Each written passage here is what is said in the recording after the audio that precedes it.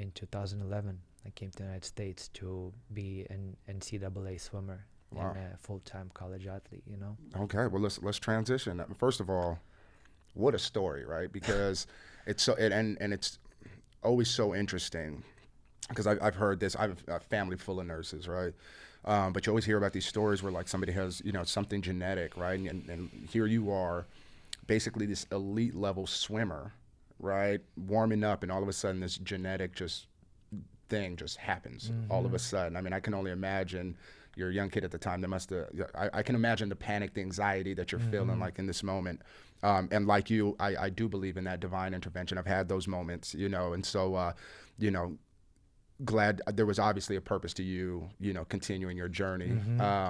But, what a crazy ride you had to go through just to get to the States, man. So take me in to now you're transitioning over to the U.S. You're getting ready to swim. What was that transition like for you, just culturally, for your life? It was amazing.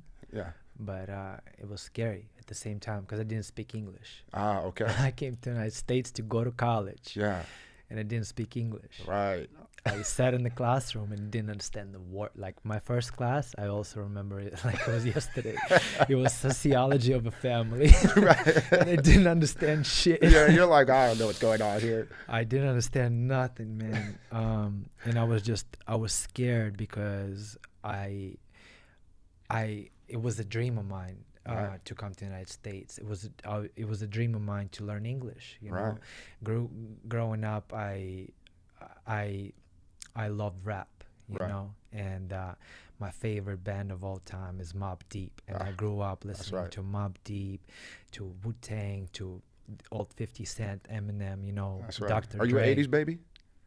90s. You're I was 90s born baby. in 91. 91, okay. So just a little bit after me. I was born in 85. So I grew up, I listened to all the same artists, Yeah, so I grew up listening to all these artists and bands, and the sound of this music just like always felt so inspiring to me. I was always so drawn to it, but I was like, I wish I understood just maybe even a little bit of what they say, and I try to translate. Like back then there was no Google internet. And stuff like that. Yeah. When then the first internet,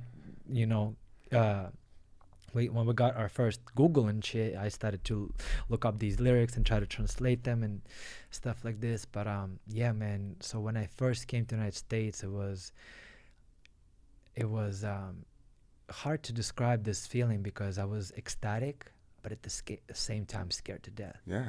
I was scared to fail. I was scared to be kicked out of college. And you're alone at this point, right? Or did you come with the family? No, It's just I you. came by myself. So me and my girlfriend at the time, who's my wife now, we got scholarships at the same year. We left Ukraine the same year. Oh, wow. We were dating for a year and a half at that point. In Ukraine. Yeah. And then we both got scholarships, but in different colleges. Wow. So she went to school in Texas. I went to school in Pennsylvania. Okay. So yeah, that had to be a blessing though, a little bit though, right? Yeah, like, we had each other, and we would be on the phone all day, every day. That's if right. I wasn't in class or at practice, I was speaking to her on the phone. Yeah. And so we were cool. like supporting each other through this whole stuff.